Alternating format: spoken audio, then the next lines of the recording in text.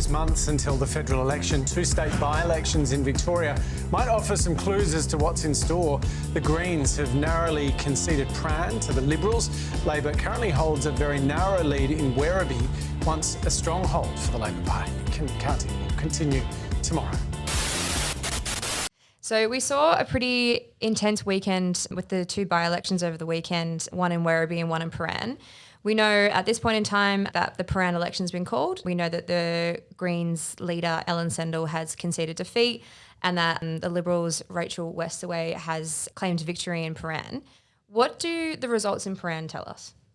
Yeah, so I think extrapolating from Prahran over to politics in Australia more generally, what I'm seeing is that people are dissatisfied with how politics is going, and obviously that primarily manifests itself against government, so Labor, both in Victoria and federally. But then, of course, for the Greens who've held this seat for 10 years, it manifests against them, and they're the incumbent. I think also what a really interesting thing was that the Greens, it almost seemed that they sort of expected to win the seat, and that they thought that because they'd held it for so long, because Prahran is generally typically seen as a progressive area in Victoria, that sort of justified perhaps a more lax campaign. I think for any party in Australia who wants a re-election, you can't be lax at this point. There's no seat which can be completely viewed as safe, and that everything is up for play when people are this dissatisfied with politics. And I think that was a bit of a theme we saw on the weekend, is that these kind of strongholds, the incumbents coming in sort of assumed that they were going to maintain these seats and didn't really put out the heavy hitters in the same way that we've seen at other by-elections. Kushan, we saw that in Prahran, when Rachel Westaway claimed victory, she said that this was a vote away from the Allen government, and it was a vote away from the Greens, who she said had wasted the electorate for 10 years. Do we think that the Allen government is sort of sweating this victory in Prahran? Yeah, absolutely. I mean, not just the Allen government, but the Albanese government would be as well. I mean, it does show a shift away from the Labor vote, and Werribee is as safe as they come, with a formerly 10.5% margin going into the by-election. And it just shows, building on what Simon said, voter dissatisfaction. They're not going to keep bringing in the incumbent when they're dissatisfied. And they've talked about health, they've talked about cost of living. Jacinta Allen got up and she said, we've heard you loud and clear, but that dissatisfaction has almost set in now. And there'll be a lot of other MPs with much, smaller margins in their electorates, very worried now leading up to 2026. Just jumping in on Kashan's thing, I think it also says that if a seat like Prahran, which is formerly a Greens area, can be won by the Liberals, that means that perhaps the Liberal Party in Victoria is getting up to shape and is going to be in a really competitive position coming into 2026, and also potentially for the election this year, because if they're able to win these formerly Green seats, they're able to appeal to more progressively minded voters in a way that they haven't been for quite a while now. Yeah, and the Deputy Liberal leader, like Sam Groth, said on the weekend that if they can claim Prahran and then ideally Werribee, in his view, that this is part of their path to government in 2026, and this is sort of everything's on the trajectory that they were expecting, and they were kind of anticipating this swing away from the Labor government. And Kushan, you said with the Allen government, so they're saying now that they're listening to people and they're actually listening to the concerns that they have. This has been a bit of a running commentary for a while now, that the Allen government and previously the Andrews government weren't listening to the public and had been, in government for such a long amount of time that were kind of getting caught in their ways. Do we think that there's a sense of like Labor fatigue? Are people a bit sick of having the same government all the time? Is that just a natural thing that's going to happen when you've been in power for so long?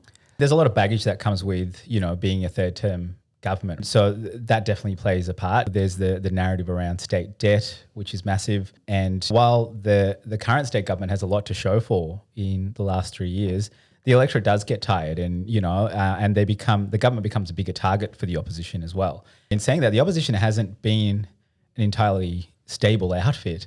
They've been in shambles with leadership changes as recently as last Christmas, and that's a lot to be said then again with this government, because the electorate didn't care about the changes in the Liberal Party. They're just worried about paying their bills on time, paying their mortgages.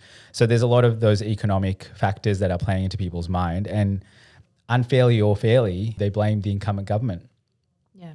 What about the decision to not run a Labor candidate in Prahran? So Allen's sort of defended that and said, we're focused on looking after all Victorians right now. This is not just about Prahran. Do we agree with that decision? Was that a mistake in hindsight? I thought it was a strategic mistake. I think you, as a government, you need to put your candidates up. I mean, Tony Lupton, he held the seat as a Labor MP during the Bracks government. So just because it's gone to the Greens doesn't mean we can't ever campaign and get it back. So you need to be in it to win it.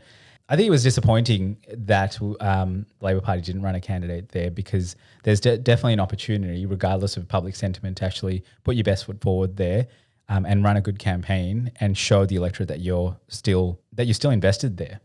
So let's look at Werribee now. So we know that only 75% of the votes have been counted. We're anticipating a result around Friday, but there's still a lot that can be seen from the results that we're seeing so far. So we know that there's a huge swing against Labor towards the Liberals.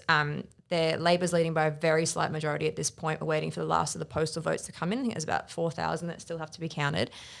But we're still seeing a lot of trends coming out of Werribee. What do we think the results so far in Werribee reflect on the current Labor government? So the conventional narrative is that the Victorian government has a very large buffer, and then the presumption is that if they lose 6% or so, then it should be fine, that we'll lose seats like Glen Waverley, Box Hill even, but the government should be fine. But if the swing's 10%, and that means that seats like Werribee are close or even lost, and these are very, very strong seats, this means that pretty much all the seats in the east will be lost. Ringwood won't be picked back up, and then the government will have to be fighting in the west, won't be able to target the seats they've recently gained in the east, and we're looking at, rather than a race where Labor have a large buffer, we're looking at a race which is very tight and potentially even where the government's on the back foot already. I guess the government has invested in more of those seats that they see as marginal. You know, down in Frankston, they built a new hospital down there. They've invested in other seats sort of historically down the Sandbelt, like Mordialloc, Carrum, and to really solidify their vote down there. So this would be a huge concern that, you know, Werribee, which was sort of the red belt, you know, essentially the wall, is now crumbling in front of their eyes. I think they've realised, obviously, that voters aren't just going to show up for them, and they need to invest more time in there. But then that takes away from their resources to defend other marginal seats that they see as marginal. But, easily Frankston and some of the Sandbelt seats could easily swing very far the other way as well, because where we've seen in Werribee is that anything's up for grabs. Let's look at like the major issues that played out with these two by-elections, because we saw a bit of a theme that we're talking about cost of living pressures, we're talking about crime, we're talking about infrastructure sort of blowout costs, which are not just things that are state-based. These are concerns that we've seen play out on the federal stage as well. Looking at these results that are coming in now, based off these major issues that played out, and particularly with Rachel Westaway, she played a very strong sort of law and order campaign. What do we think this is telling us for the federal election coming up in, we think, around mid-April? If you were a federal politician right now, about to sort of head into your campaign era, what sort of things are you now looking at? Are you adjusting your strategy at all after looking at these results? You'd have to talk about cost of living, right? I think that's the biggest issue on people's minds right now. Interest rates might come down in Feb, they might not, but the hip pocket pain that people all around the country have been feeling has been very real, and they've blamed incumbent governments for not acting enough. And I think there'd need to be some really solid election commitments around easing some of that economic stress that households are feeling. So I think that would be the key issue. So I guess looking at these two by-elections is kind of like a precursor, I guess, to what we're going to see play out in the federal election. If you're an organisation who's trying to engage with government at the moment, and you've kind of got a little bit of a taster of the type of issues that you think are going to play out in the next few months, how can you be engaging with government at the moment? What are the kind of trigger points that you can be pulling on? If I was an organisation, I'd sort of look at some of the internal sort of priorities we have and leverage on the community aspects of it. Really try to look at some of those priorities and the community sentiment there, and try to align your priorities there to try get your funding submissions up, or even just attention on it more on a national scale, right? Like, this is election cycles and budget cycles are the time to really engage with government on those issues. And there are various strategies to do it, but I think you can sort of sense the community sentiment shifting, and engaging both sides of politics is one of the best ways to actually get your priorities and objectives up. You bring up a really good point, engaging with both sides of government. I think that's often a pitfall that a lot of organisations fall into, is they just want to engage with the government of the time, but failing to realise that, in a couple of months we could have a completely new federal government. Can you speak a little bit more to like the importance of engaging with both sides? So engaging both sides of politics can take a bit of time, and you have to be super strategic about who you're speaking to, and the timing of who you're speaking to as well, right? You can sort of burn bridges pretty quickly if you go to one side and then another side, and then you sort of lose some of that leverage that you've got as well. So I think you have to be super strategic, and you have to have your homework done.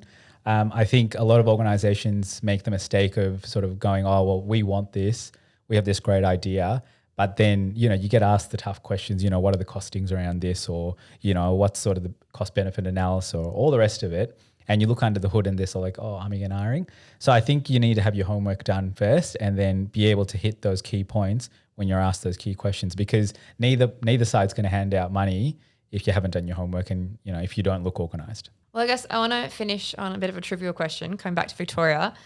Do we think that the Allen government is going to scrap the suburban rail loop? So the suburban rail loop is quite interesting. The big problem for the suburban rail loop generally is that at best the east portion, which is really the only one that is likely or even possible to get up, will be done by 2035. If the north and then the west loop go through, that's many decades away, and the government will be long gone before then. Now the problem for the east section is there are certain seats which really benefit from it, but the rest of the east doesn't really. It's not a major benefit for them. But even without that as a first problem, people who are suffering today don't really want to hear about the fact that 10, 15 years from now, there will be this new infrastructure project.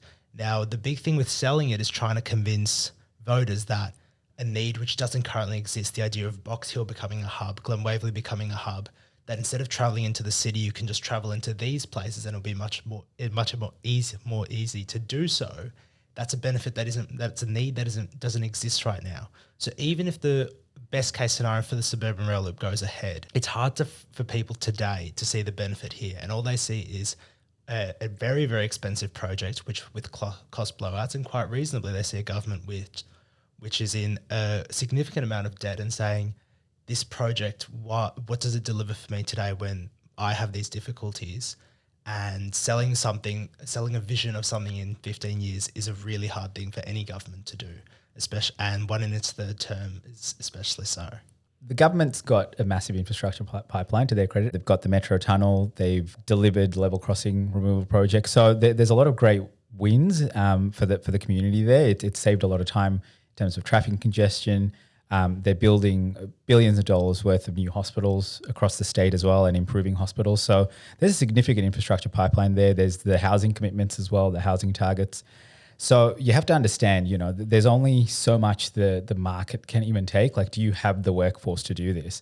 And it's inflationary as well when you think about it. And there was a report around the suburban rail loop, I think last year, where they said, the heat in the market right now is actually driving some of that inflationary component of these projects. So there is that sort of flip side of building new things, but it is that benefit that it has long term to the community.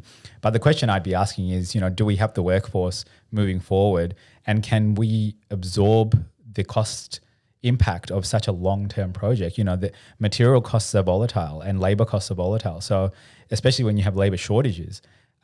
And when you think about it in the context of the existing pipeline. So those are the key questions I'd be asking. I don't think you can scrap it, but I think you have to understand that it is absorbing a lot of funds and there's a lot of debt. So government, if they are to reprioritize, you need to sort of look at, well, where can we reprioritize to, and where do we need to stem this sort of bleeding that you've got right now? All right. Well, I think that's all we've got time for today. Thank you, Kushan and Simon, for joining us. Thank you. That was really interesting. Count slowly getting faster. Once I start in counting, it's very hard to stop. Hey, faster, it is so exciting. I could count forever, count until I drop. 1, 2, 3, 4, 1, 2, 3, 4, 1, 2, 3, 4, 1, 2. I love counting, whatever the amount. 1, 2, 3, 4, hey, 1, 2, 3, 4, 1, 2. That's a song.